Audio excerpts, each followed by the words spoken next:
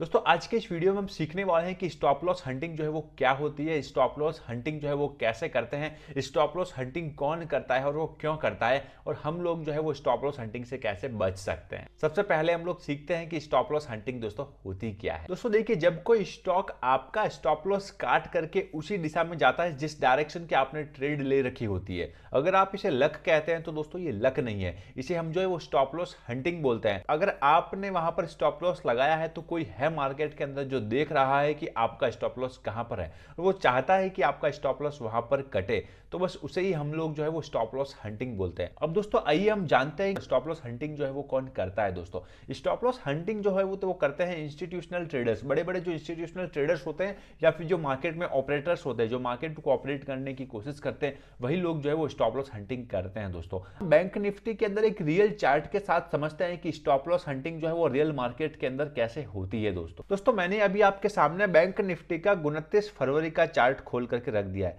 अब आप लोग देखिए 29 फरवरी का चार्ट यहाँ पर देखेंगे तो मार्केट ने यहाँ पर जो है वो 45,700 के लेवल के आसपास में एक सपोर्ट बनाया है। दोस्तों अगर हम प्रीवियस सपोर्ट की बात करते हैं तो वो 45,900 के आसपास था, तो मतलब ओवरऑल कहीं ना कहीं मार्केट जो है वो 45,700 800 के आसपास में एक सपोर्ट बनाता हुआ चल रहा है। तो ये चीज इंस्टीट्यूशनल ट्रेडर्स जानते हैं कि मार्केट जो है वो कहां पर सपोर्ट लेने की कोशिश कर रहा है, तो उनके माइंड में ये भी है कि जो रिटेल ट्रेडर्स है उन्होंने अपना स्टॉप लॉस कहां पर लगाया है। मोस्ट ऑफ द ट्रेडर्स जो है वो अपना स्टॉप लॉस यहाँ पर 45,790 के आसपास में लगा करके बैठे होंगे। अगर मार्केट 45,700 के आसपास है तो वो ये लोग जानते हैं कि जो रिटेल ट्रेडर्स है वो अपना एसएल कहां पर लगाते हैं। अब आप लोग देखिए, जैसे ही मार्केट ने ये हैमर कैंडल बनाया है, मार्केट हैमर कैंडल बनाने के बाद एक अपसाइड का मूवमेंट लेता हुआ नजर आ रहा है। तो मार्केट ने हैमर कैंडल बनाने के बाद एक अपसाइड का मूवमेंट लिया, लेकिन यहां पर मूवमेंट लेने के बाद जैसे ही मार्केट यहां पर 46,000 के लेवल के आसपास में आया, तो यहां पर इंस्टीट्यूशनल ट्रेडर्स ने जो है वो एक बड़ा सा सेल ऑर्डर डाला है।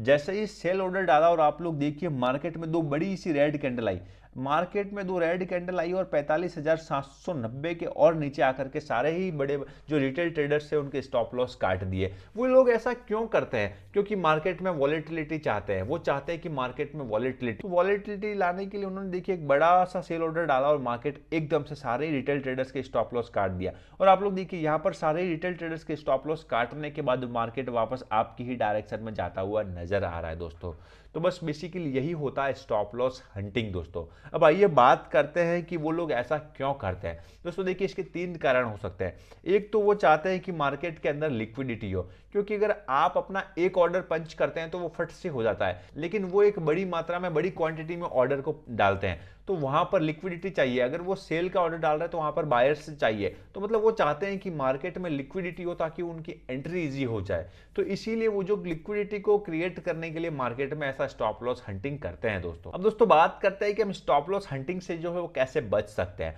अगर आप लोग स्टॉप लॉस हंटिंग से बचना चाहते हो तो आपको जो है वो मार्केट के अंदर इंस्टीट्यूशनल ट्रेडर्स की साइकोलॉजी को समझना होगा। अगर आप लोग कहते हैं कि ये चीज इलीगल है तो बेसिकली दोस्तों ये चीज वास्तव में इलीगल है, लेकिन क्या आप इसको मार्केट के अंदर, आप क्या इसको कोर्ट के अंदर प्रूव कर सकते हो? आपको पता क्या है कि किसने आपका स्टॉप लॉस काटा है? हाँ, अगर वो ब्रोकर हो तो ब्रोकर इनसाइडर न्यूज लेकर के ब्रोकरिंग एप्लीकेशन के अंदर जो जो ट्रेडर्स ट्रेड कर रहे हैं उनका स्टॉप लॉस वो काट सकता है। लेकिन अगर आप प्रूव करने जाओगे, आप केस करोगे, तो किसके ऊपर करोगे? आपका स्टॉप लॉस किसने हंट किया ये चीज पता नहीं है। तो बेसिकली ये दिखने में इलीगल है लेकिन ये एक्चुअली में लीगल है, क्योंकि यहां पर स्टॉप लॉस आप प्रूव नहीं कर सकते कि आपका स्टॉप लॉस जो है वो कितने हंट किया है। दोस्तों तो आप बस यही कोशिश कीजिएगा कि इसको बचने के लिए आपको जो वो इंस्टीट्यूशनल ट्रेडर्स की साइकोलॉजी के साथ में चलना होगा। दोस्तों अगर आप प्राइस एक्शन साइकोलॉजी को जानना चाहते हो तो इसके ऊपर मैंने एक डिटेल में वीडियो बना रखा है, आप इस वीडियो के ऊपर क्लिक करके प्राइस एक्शन साइकोलॉजी को समझ सकते हैं।